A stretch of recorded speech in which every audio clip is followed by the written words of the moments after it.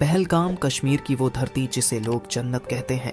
ऊंचे पहाड़, बहती हवा और बैसरण का वो मेडो जहां सैकड़ों लोग सिर्फ सुकून ढूंढने आते हैं। लेकिन 22 अप्रैल 2025 को इस जन्नत में वो हुआ जो किसी ने सोचा भी नहीं था। दोपहर 2:30।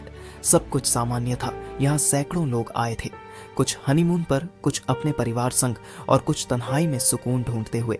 सब इस वादी की शांति में खोए हुए थे, पर शायद किसी को अंदाजा नहीं था कि इस जन्नत की चुप्पी कुछ ही पलों में चीखों में बदलने वाली है।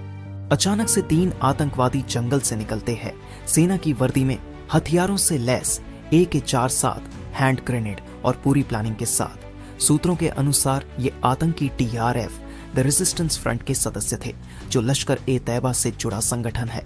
उन्होंने सेना की वर्दी पहन रखी थी ताकि भ्रम फैलाया जा सके। आते ही उन्होंने गोलियां चलानी शुरू कर दी। प्रत्यक्षदर्शियों के अनुसार आतंकियों ने कुछ लोगों से उनकी धार्मिक पहचान पूछी और फिर निशाना बनाया। बिना चेतावनी, बिना दया के, वो दरिंदगी जिसे शब्दों में बयान करना मुश्किल है। लोग जान बचाकर भागे।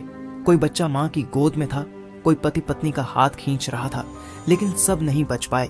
26 मासूम जिंदगियां हमेशा के लिए खामोश हो गईं। इस दिल दहला देने वाले हमले में 26 मासूम लोगों की जिंदगियां छिन गईं। इन शहीदों में थे भारतीय नौसेना के जांबाज अफसर लेफ्टिनेंट विनय नरवाल, एक ऐसा नौजवान जिसकी शादी को अभी सिर्फ कुछ ही हफ्ते ही हुए थे।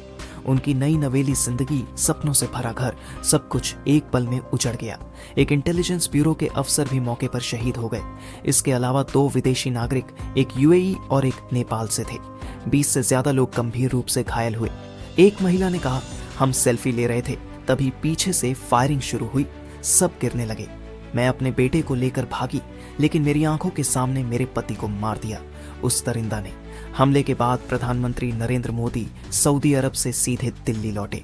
उन्होंने कहा, जो इस हमले के पीछे हैं, उन्हें इंसानियत और कानून दोनों से सजा मिलेगी। गृहमंत्री अमित शाह श्रीनगर पहुंचे। राष्ट्रीय सुरक्षा सलाहकार अजित डोभाल ने सीधे ऑपरेशन की कमान संभाली। सेना, CRPF और जम्मू कश्मीर पुलिस ने संयुक्त सर्च ऑपरेशन शुरू किया। अमेरिका, फ्रांस, जापान, UAE, रूस, सभी देशों ने इस हमले की निंदा की।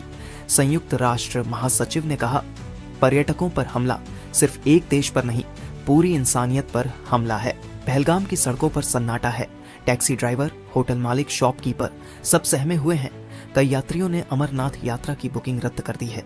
एक लोकल गाइड ने कहा, ये सिर्फ टूरिज्म का नुकसान नहीं, हमारा हौसला भी टूटा है। हर गोली सिर्फ एक शरीर नहीं गिराती, वो पूरे परिवार को तोड़ देती है। लेकिन भारत न पहले झुका है, न अब झुकेगा।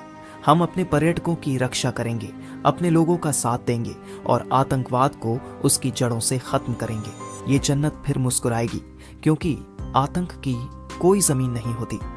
अगर इस घटना ने आपको भी झकझोर दिया है तो इस वीडियो को शेयर कीजिए, ताकि हर कोई जाने आतंकवाद का चेहरा कितना डरावना है और इंसानियत कितनी कीमती। मिस्टर एनिमेशन को सब्सक्राइब करें।